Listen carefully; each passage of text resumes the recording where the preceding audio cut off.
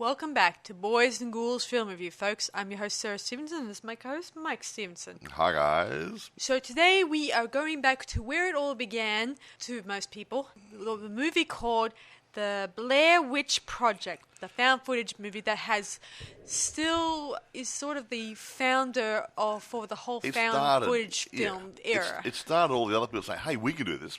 So, yeah, look, when this first came out, okay, I had a quick look at it. Nah, not interested. Don't like found footage. Yeah, Can I say something? Yeah, go on. You keep talking over me. And, I've revisited and I thought, well, for what it was, you think about it, they're trying to do a found footage. And then you sit back there and you sit back and have a really good look at it and say, yeah, well, that's what found footage would look like. And the thing is, it opened the doors for, well, Sarah mentioned, I think, a few moments ago, for other independent filmmakers to do something similar. So it was a catalyst to make other people jump in and have a go. Instead of saying, we have got to do static camera shoots like, I'd say Texas Chainsaw Massacre, that was done with proper cameras. They used tripods or whatever, maybe, or very, very, very still handheld cameras, not to jiggle them too much. But when you actually look at it, sometimes a found footage movie can work. And I think, really, the Blair Witch Project, even though I didn't initially like it years ago, it's not that bad.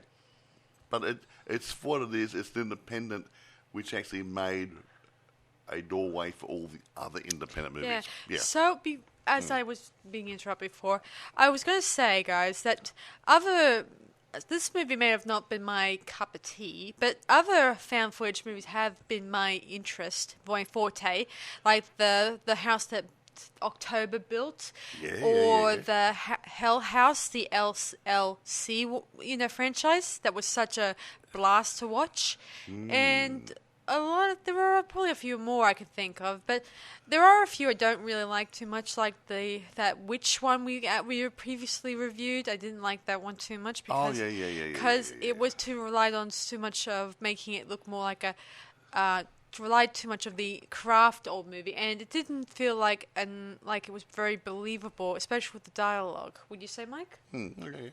So, anyway, moving on. So, this was, as Mike said, it was the making of a new type of way of filmmaking. Yeah, someone had to be first. First. They're probably the first people to do it pretty much exclusively all through film. And thanks to this being the first, it has become sort of a cult favourite to fans. Yeah, and it did make a lot of money at the cinema when it first came out too, which we'll talk about in a minute. Yeah, and of course a couple of distributing companies have bought it. At first I think it was just one company made it, and just a matter of time for other distributors to decide, this is good, therefore we should definitely get our hands on this so we can actually start distributing it on DVD and video, or more DVD than video. Yeah, well, here's something. This movie, paying attention, it is one of the most successful independent films of all time, as well as the 41st most profitable horror film. Yep. Whether it's found footage or ordinary. Yes. So they've done pretty good. Yeah, and it has encouraged, made a video game. Did you know, Mike, it made a video game? I believe I heard something along those lines, yeah. Yeah, and 2 other sequels that came after this movie. There was one that came after it, probably... Book of Shadows. Book of Shadows. That's a couple of years later. And The Blair Witch, wasn't it? Yeah, The Blair Witch one, which deals with Heather's brother comes trying to find her in the Blair Witch, the park. And things like that they encounter become a little bit more in focus, because in this movie you don't see what they're running away from. Would you say, Mike? No, you don't see anything. You hear things, and see, it's left up to your imagination to fill in the blanks, which is good. Yeah, and most of the time it feels more like a documentary. Well, it's supposed to be. It's sort of to a certain degree. Because I think these kids are documentary filmmakers who are probably trying to make a documentary, but then fail that by end up getting lost in this woods.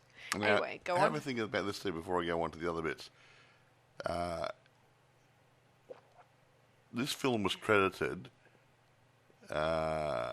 with reviving the found footage technique, which was later used, Right. by similarly successful horror films such as Paranormal Activity and Cloverfield, which you mentioned a few moments ago. That's the thing. That's where they got the idea from. Yeah, because Cloverfield, after a few years of no found footage, Cloverfield or Paranormal Activities, I don't know which one started it, decided to revamp the bring back found footage stuff, and this kind of took the world by storm eventually. Yeah, Every single filmmaker, independent and otherwise, has gone ahead and started doing it. You can get your old Super 8 or your mobile phone or something better, your DSLR. Yeah, there was another movie that was a found footage I was thinking of reviewing, but I thought it was too gory for this channel to review. What's that? Oh, you know one about the girls who get abducted by this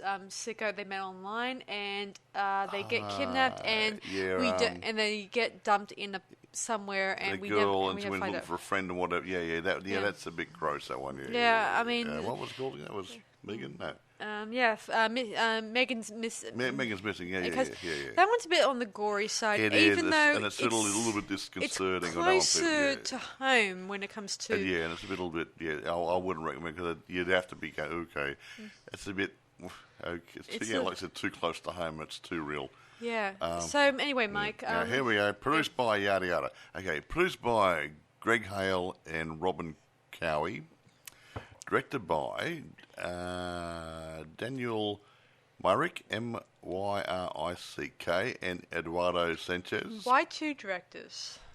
I mean, this is my first time. I don't know. Unless maybe one had to go on holidays halfway through this shoot. Maybe they did first and second unit stuff. Maybe. Some in the town, some in the bush. I don't know. Well, whatever. It could be first and second unit, you know. Give me a break. And they're written by Daniel Merrick and Eduardo Sanchez. Oh, well, okay, there you go. They wrote it and they directed it. So, they might have taken different roles, first and second unit and stuff. Yeah. Yeah, well, as long as they both are on the same page. Well, edited by Daniel and Eduardo. And then tea and coffee by Daniel and Eduardo. Catering by... Whatever.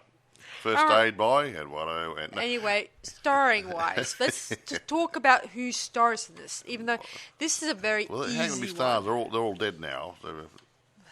Give me a break. Oh, sorry. Hang on. I just getting the... Okay. And it's actually very easy. Actually, most of the characters that are in this, the free characters, are actually the first names to each individual, actress and actor. See, it does make it's it not hard, so doesn't difficult. No, it's not really difficult, Mike. Considering the fact most of the time in films like this, they would often use the real actors' names to make it a little bit more easier to direct. Also a sense of realism here too. Yeah, so starring Heather Donahue as Heather, Michael Williams as Michael, and Joshua Leonard as Leonard. I've got this didn't print off the full list. I've only got the those three. So interesting now. It's been known that they often did that in Paranormal Activities. They did it with the first actresses who used their own name, obviously. I don't know if that's the same with other actors who worked alongside them. Maybe they didn't, maybe they did. I guess after you do it for a franchise, you stop actually using other people's names and just focus on the storytelling. Exactly right. Now, here we go. This is what I like. And I'm a little bit confused here. It says it's got a budget of $200,000/$750,000. Right. Now, I get the impression that they actually made it sort of the first stage of it for $200,000, but post-editing and different things and other crap and whatever bumped up to $750,000. Right. Don't know. Can't tell you. Marketing maybe. But the box office, especially in the first couple of weeks, was ridiculously high. A box office at $248 million. Wow. So they made it for under $1 million, and they certainly got their money back. Yeah, they did. If every movie was like that, they'll be throwing money left, right and centre at new productions all over the place. I almost wish that was the case, Mike. I wish it was. Anyway, do you want to get into it? I've got nothing else to say at this point in time. Okay. Yeah, just go and do it. Okay, the story begins with Heather and her two guys. They're going to head to a small town. They're planning on be going there for the next couple of days with a plan of actually doing a documentary. I guess they're independent students, doing filming. So they thought they might do that. Wouldn't you say, Mike? Exactly. So they pack their bags, pack some cameras. I can't really say at this point what type of cameras they may be using.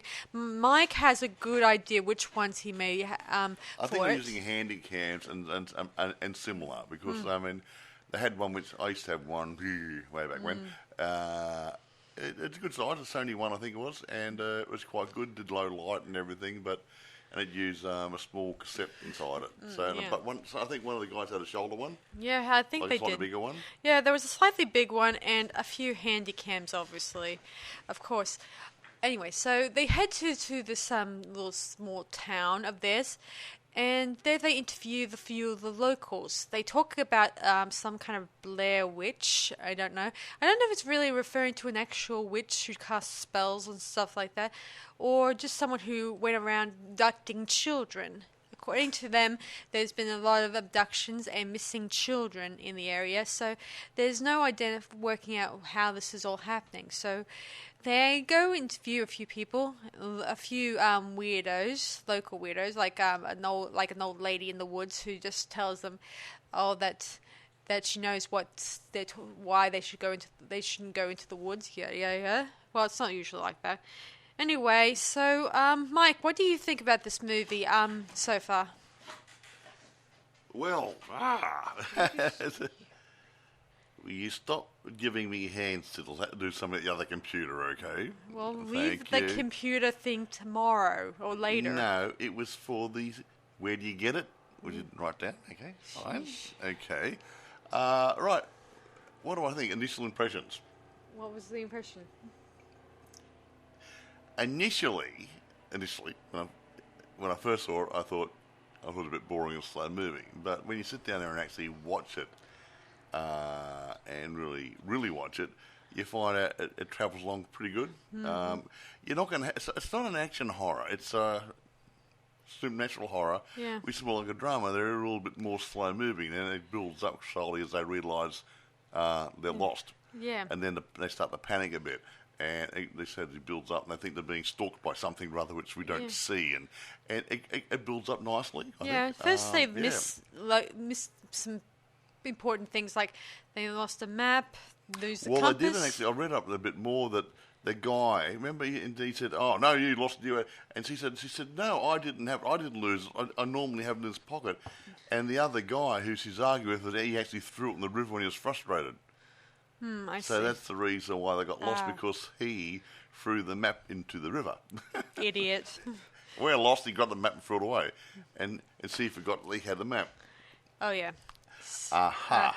Anyway, other stuff started happening, like some weird little stick figurines that look like a 5-point star or whatever. Yeah, like started appearing, and some weird stone items. Yeah, they're called something, and they had the little piles of stones. They're called something. I can't remember what they're called now. Like a ceremonial sort of thing, like ceremonial burial mound type, but little ones. Yeah. Yeah. And I think it's part of a magic ritual or something or other, or something. Anyway, so they try several times trying to get back to their car, but all the times they keep wandering round and round and round. Yeah, at one stage said we've been walking south all day, but we've come back to the same place.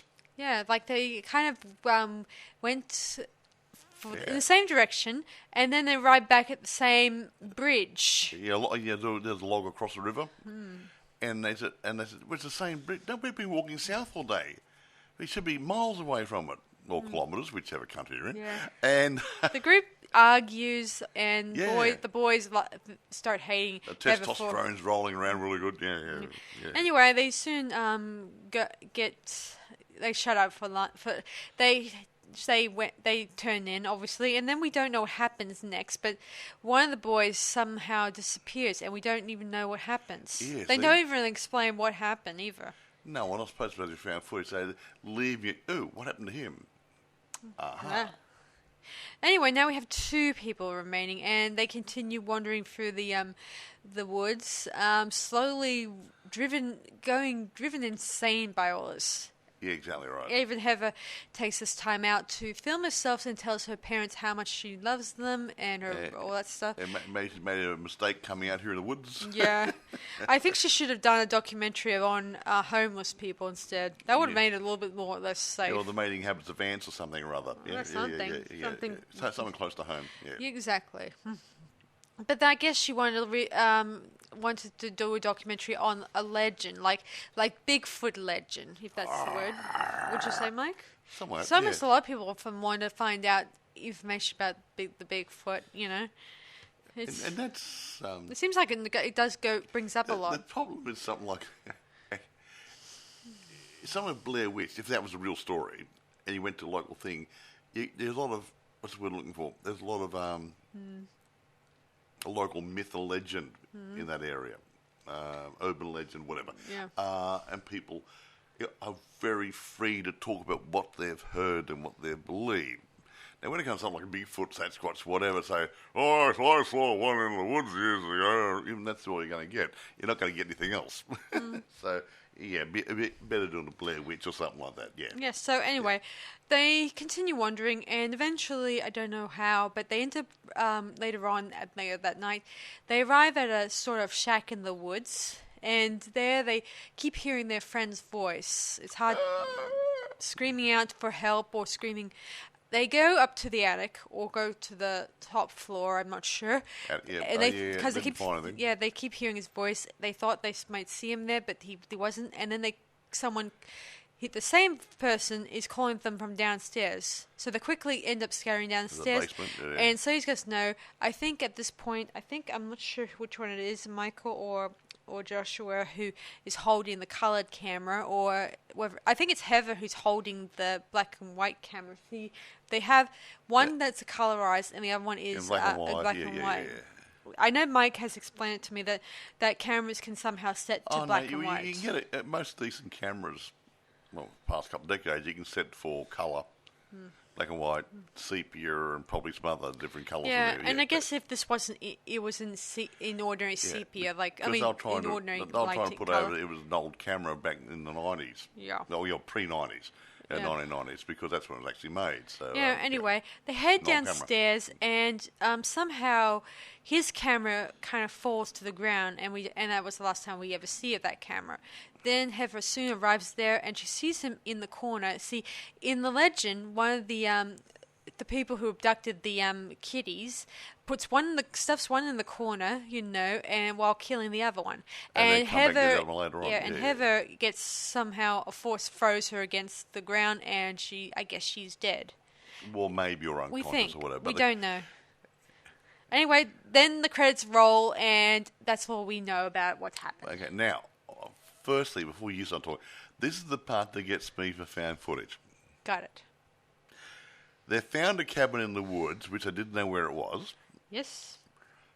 2 of the cameras are in the basement of this house. Yes. The other guy's camera is probably out in the field somewhere or in the bush somewhere or other, and they found the 3 cameras. Gee, they're good, aren't they? Well, I don't know if he had a camera in the woods with himself. The guy got abducted. He didn't take it with him when he got abducted, don't you think, did you? I think they only had 2 cameras, there maybe. I don't know. It wouldn't. He wouldn't be just bringing with him. Well, forget that. To take that camera out, they've got 2 cameras, and it's in a shack, of unknown place in the woods, and no one knew where it was. And these 2 people who had been killed in the basement here dropped the 2 cameras in the basement of this place out in the middle of nowhere, and they found those, didn't find the body remains. Yeah, and then the credits roll, obviously. And all the while you're listening to the credits, you don't hear any music in the scene? No, it's pretty, it creates the atmosphere of finality. Atmosphere. Dead. Yeah, interesting. It builds up the suspense a bit more. Yeah. Anyway, as I said before, there's no what the F moments in this movie. The what? Or what the well, I'm not saying it. What the F moments. What the WTF? Yeah. Okay. And there's no other stuff. I mean, there's no guesswork. Unlike other found footages where they do reveal the creepiness that's in the woods, the person no doubt films it. Most of the time, we get a lot of black moments. Like pretty much we don't see anything in the shot. No, yeah. I didn't like that part. I mean, it actually went black. Yeah. For a few, say, 10, 15, like someone 20 left seconds. the lens on the camera, if you know what I mean. And nothing's really going on, and it doesn't actually add to the movie. So yeah. Yeah. Anyway, I wouldn't be surprised. It was that they probably forgot to take the lens off the camera lens. I think it was intentional, but they would have edited it out otherwise. Now here's something. I was just going back on the cameras. I found something here. The principal photography began October 23rd, 1997 in Maryland and lasted 8 days. Keep telling you to do it quickly for you got everyone organised. Overseen by cinematographer Neil Fredericks, who provided a CP16 film camera. I don't know what a CP16 film camera. I'd say it's probably a good one. The found footage was shot with, here you go, High 8 camcorder, and mine was like a High camcorder, the one I took over to the Middle East and everything. Yeah. Most of the film was shot in Santa Creek State Park in Montgomery County in Maryland. There you go. How long did they film it for there? 8 days. The filming was 8 days. Cool. See, that's not bad. I agree. If you got everybody on deck and you can go run around never decrease in circles, you get it done pretty quick. Yeah. Well, considering the fact it's mostly we're back at where we started, or we film it from this angle here and make it out that they kind of went in circles. Yeah. It's not so difficult, guys. I mean, it's just like when you're shooting. If you were shooting multiple shots for different angles for a particular movie and stuff like that, it's like that, only actually, different. The best part about doing it out in a forest area, okay, there was a movie, I can't remember what it was now, they had to do a thick forested area and people were walking through it and stuff. This thick forested area was probably no more than, I think, half an acre. So they walked through one area and took the film, and then they walked back in a different area. That's what I mean. From a different direction. And it looked like they'd be going there for days and days and days in about half an acre or a quarter of an acre block. Yeah, so it was really good. Yeah, so they filmed it to keep you guessing. I'm not probably near the car park and talk facilities and the barbecues and everything, and they weren't too far away from the amenities. Yeah. By the way, what was the reception like in this movie? Oh, I'm curious. I would say it was pretty good, but you know what these reviewers are like. Yeah, I would like to know the ones that may have seen it for the first time. I mean, the ones in Rotten Tomatoes, I know what they're going to say at this point. Oh, that's crap. Yeah. Yeah. But I'd like to know the ones from when the movies first came out, what their expressions were. Whoops. Bad news. What was that? You mentioned Rotten Tomatoes. Oh, no.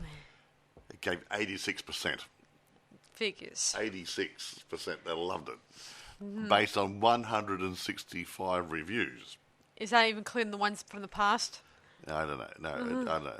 The website's consensus, full of creepy campfire scares, mock doc, the Blair Witch Project keeps audiences in the dark, here and there, about its titular villain. Which we don't know enough about. Proving once more that imagination can be as scary as anything on screen. So what you don't see can be damn scary because you're filling in the blanks. Yeah, that's why I keep telling people about that, guys. Because a lot of people keep telling me, you must see the monster. Yeah, well, do you need to see the monster? There was, I think I mentioned this one before. I think it was a movie called It Came From Outer Space or something or other. It was about a little country town and a flying saucer crashed into a mountain and got covered up by dirt.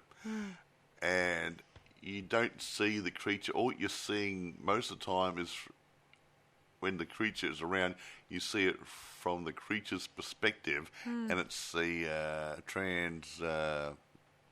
translucent image of an eye in front of the camera lens. like they're looking through the eye at the people are reacting to the camera. You don't actually see the creature. Yeah. Not bad, eh? Yeah, most of the time people often approach me about this and say, "Oh, why can't we see the creature?" Well, do you want to see the creature? But if you do, then you might be let down. You'll be let down. Considering that they often keep on saying this about the slasher killers. They want to know right away who the identity is. And then when they do find out at the beginning, there's no point in the story because people already know the identity. It's nice to let it loose maybe at the end or leave it hanging. Because whenever a movie would do something like that, that's so keeps you on edge. And when you take that edge away and the series or the movie continues, you still know the identity. And what's the point? Well, he did it.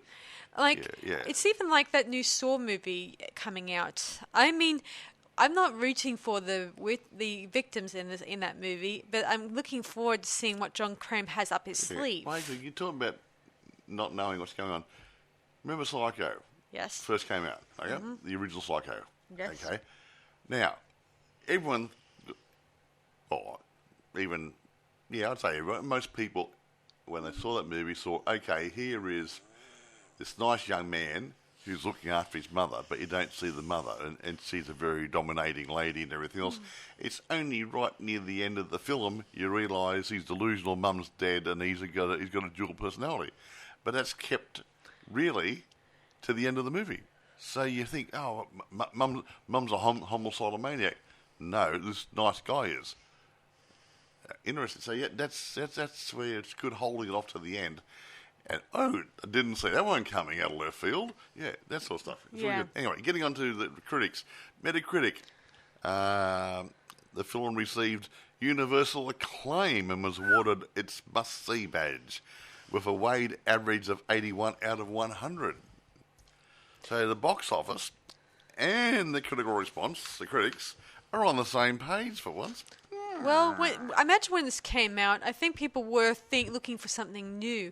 When they did, this Blair Witch Project was very new. But, of course, when something new like this comes along, it has to be shared with others. And eventually, that's where the whole other found footage start coming into it. Even though the Cloverfield was the one that kind of started, even though Blair Witch is the one that started, I think Cloverfield got everyone worked up a little bit. Here's something. Blair Witch Project's found footage technique received near universal praise. Yeah.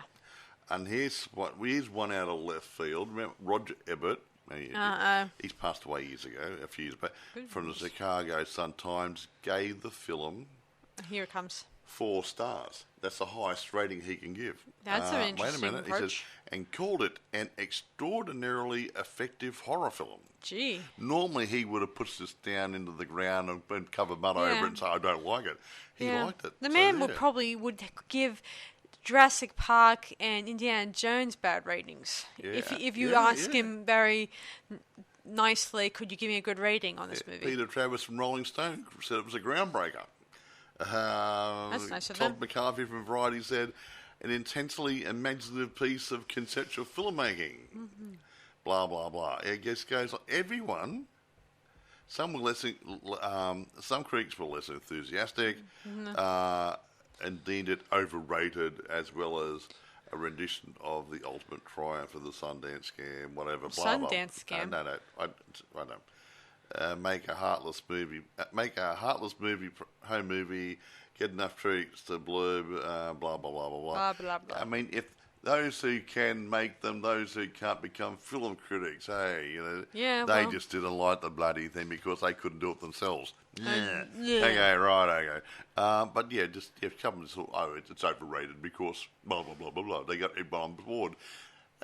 They got everyone on board because people liked it. Yeah. Did the people drag people off the cinema and say, you must see this and pay your money? No.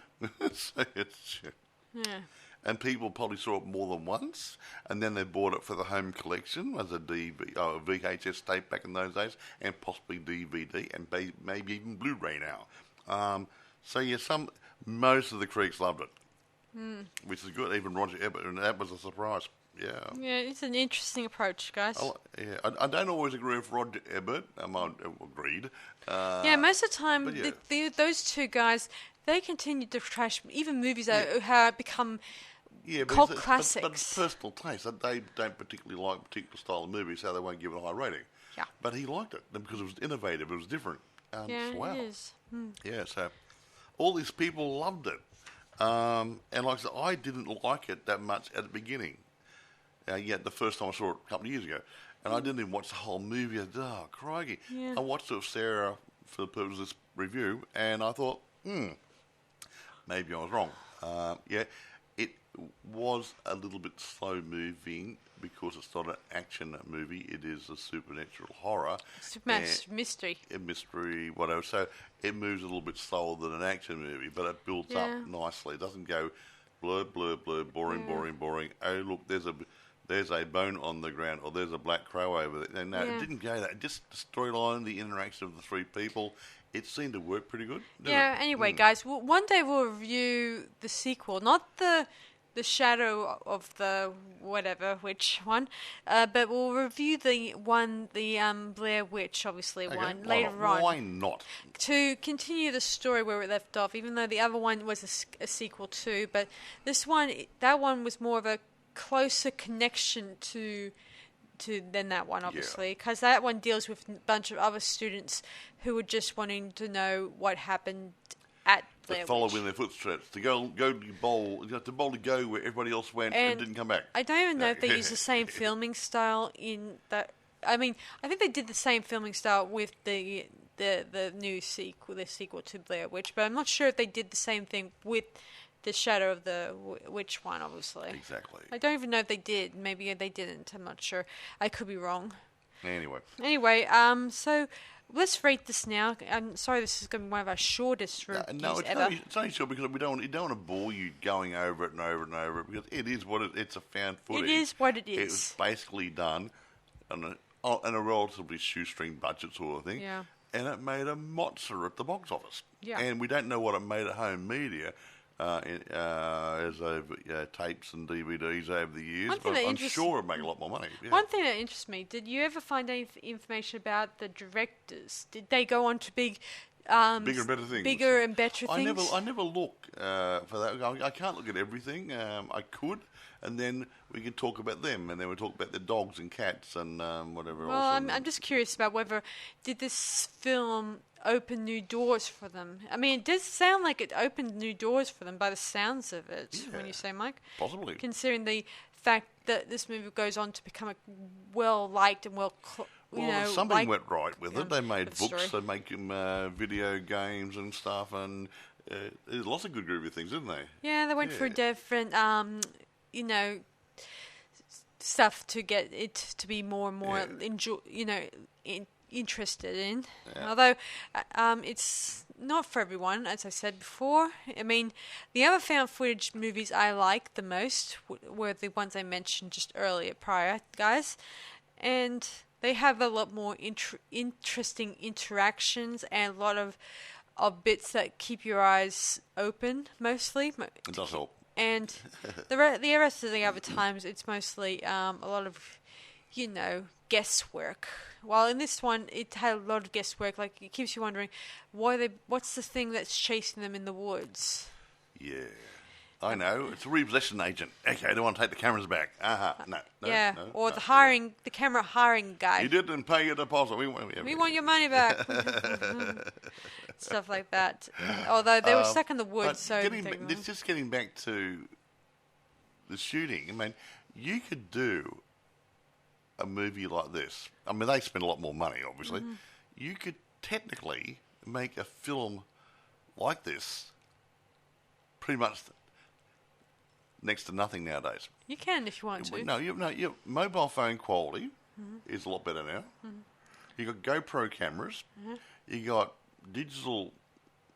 You got DSLR cameras, bottom range, a couple $100 each, with a nifty 50 lens on it.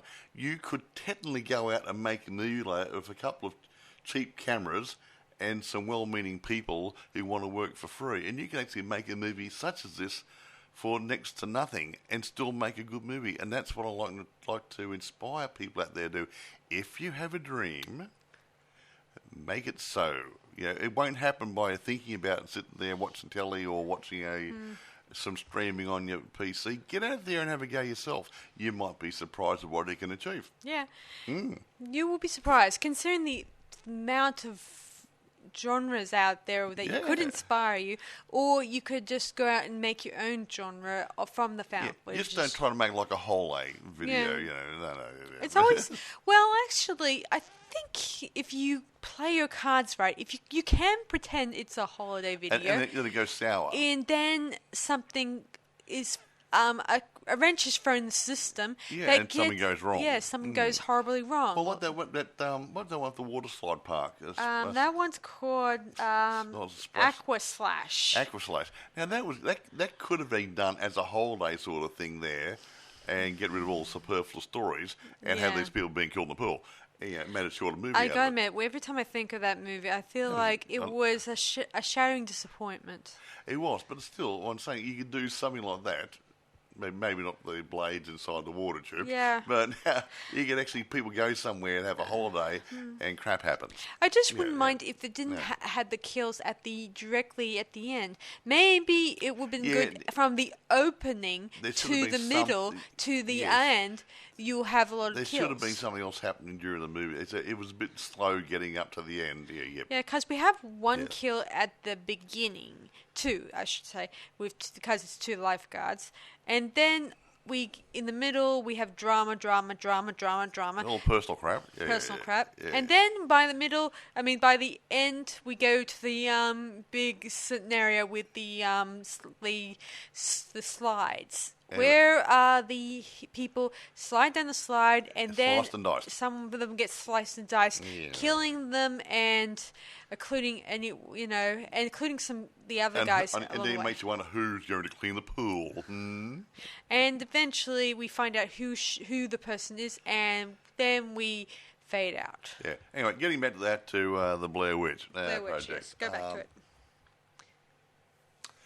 It's going to be hard to grade this one because independents I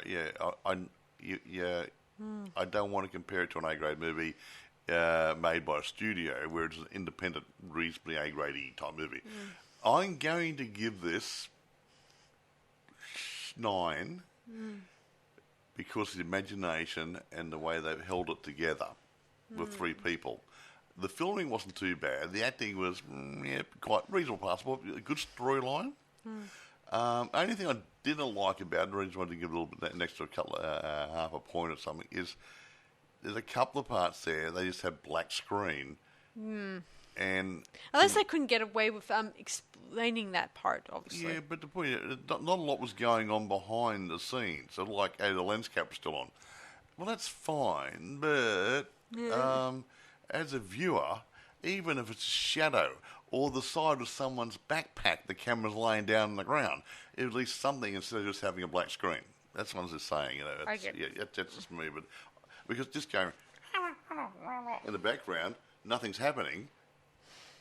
Yeah, okay, what's happening now? One thing that really interests me is that the gory bits, well, not really the gory bits, there was an interesting bit where they find some remnants of one of their dead friend, I think it was. I didn't bring it up because I thought it was... a piece of skin tissue or something? It was either skin tissue or... probably sure it was wrapped up in something. I couldn't work out what it was because we didn't really get a clear shot of what it is. Yeah, it had part of his shirt tied to... Was it a bundle of sticks or something? A bundle of sticks. And inside it, there looked like a bit of skin tissue. Yeah. From some part of his body. Yeah. Don't know what it was. Don't know either. Couldn't see it properly. But anyway, irrespective. But anyway, what are you going to give it? I gave it 9. What are you I'm going to give it, sadly, an 8.5 out of 10. Yeah. That's so. I mean, as Mike says, I didn't like the black bits either because they didn't add to. I mean, while it may have given me a lot to think about, it didn't add to my imagination too much.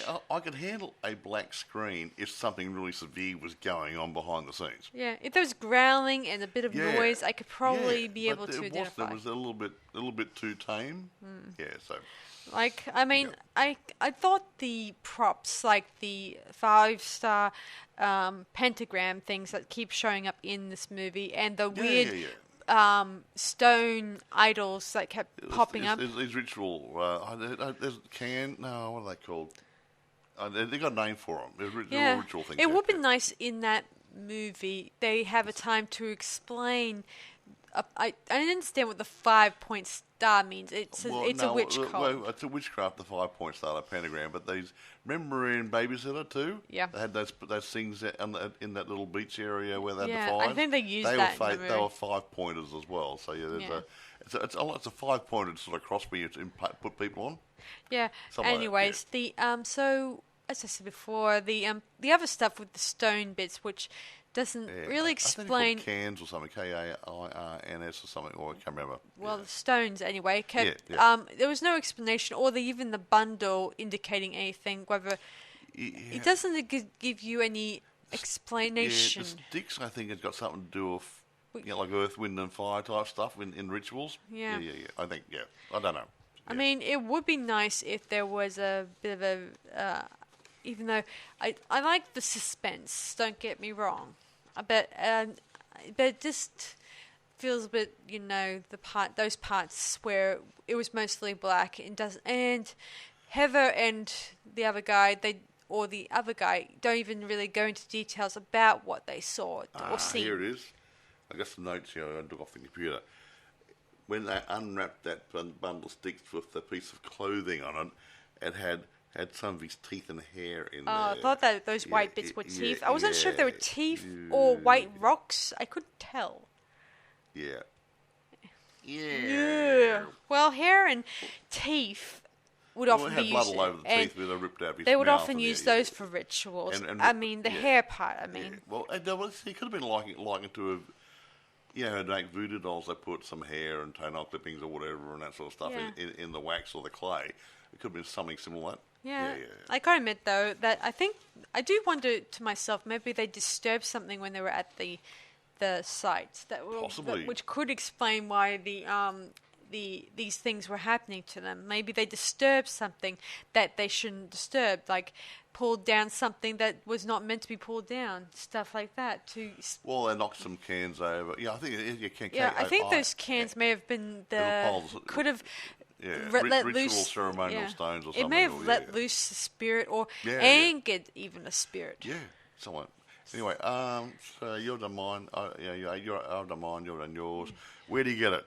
Yes, it is available at eBay. Not many, but are available. Amazon has it. You can rent it or buy it. Be careful. It goes back to 1999. There are VHS copies out there. Right. Do not buy one unless you have a VHS copy of a machine which will play a VHS tape. So, just be careful when you buy a DVD or a tape. Okay? Yes, guys. You don't want to buy the wrong one. Yes, be sure to remember this, guys. Yes. This is the stuff that's really important and may save you buying something that may be expensive. There's no good complaining about it too. Oh, they sent me the wrong one because you didn't check when you bought it. Yeah. Or you bought the wrong one because it had a similar name. Like, you put the word in Dracula, you bought the wrong Dracula movie. Yeah. Well, I'm sorry. Yeah. Read up on what it says about it underneath the advert. Yeah. Yeah. Yes. And as I said before, seeing as this is called Blair Witch Project, be sure to read the entire title when you get the DVD. There is a Blair Witch, which is done later, or Blair Witch, but this is Blair Witch Project 1999. Yes. Remember the project part plays a very key part. Yeah, project. The Blair Witch Project. Yeah. 1999. There's a date there. The original one. There you go. Yes. But like I said, it didn't grab me the first time I watched it because I was expecting a bit more action in it. Same. But if you take it as a supernatural horror instead of a horror action, that might be a bit slower. It's a good watch. Yes. So that's everything you need to know about the Blair Witch Project. So that's it from us, guys. So be sure to check out our previous other episodes, and be sure to check out my other movie review thing called Fangirl Reviews. Fangirl, is it any good? Oh, it's pretty good. We've already released it, and now it's up there with all the other. And you get hits?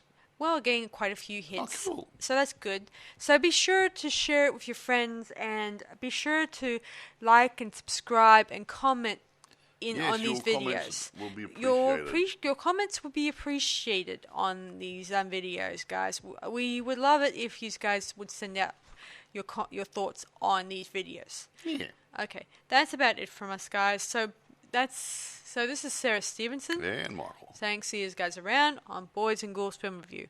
Bye for now. Bye.